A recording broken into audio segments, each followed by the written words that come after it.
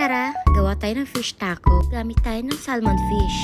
At ito ang mga ingredients. Basahin nyo na lang isa-isa. Kailangan din natin ng kalamansi. Pigain natin ng mabuti.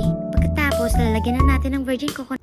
Olive oil pala yan. Tsaka ng kalamansi. Lagyan mo pa ng smoked paprika, mustard powder, and onion powder. Siyempre, dapat may garlic powder and cumin. Pagkatapos yan, asin naman. Tsaka black pepper. Dagdagan mo na rin ng white pepper. Oh, mekos-mekos pa. And mekos pa more. Padaan daw, sabi ni Maya.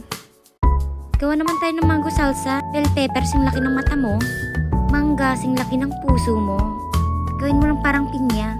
Na rin tayo ng jalapeno. Paanghang ng buhay mo. Lagyan na rin ng avocado pang diet. Gusto mo umiyak, lagyan na rin ng sibuyas. At ihalo-halo sa isang bowl. Dagdagan mo pa ng kalamansi at virgin coconut oil. Olive oil pala. Konting asin na rin. Mix. Tayo ng spicy mayo. Mayonnaise na may bawang, pantaboy sa swang, kalamansi juice, tubig at sriracha para mas effective. Mix. Oops, padan ulit si Aling Maliit. Katapos, magpainit na tayo ng kawali. Dahan-dahan, baka pati ang ulo mo mainit. Pag mainit ng kawali, ilagay na natin ang mga salmon. Ganyan lang pagluto ng salmon. Huwag masyadong tustahin ha. Baka ikay matusta, yung salmon ang matusta. Pwede mo na rin baliktarin ng mga salmon. Pagluto na, ilagay mo na lang siya sa may tissue. Plato na may tissue. O, isa-isa lang paglagay ha. Gayahin ng ex mong pinagsabay-sabay.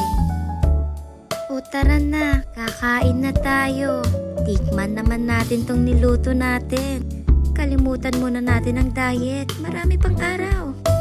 Bukas na lang ang diet. Next week na pala. Nakabakasyon si Madam. Sulitin ang pagkain.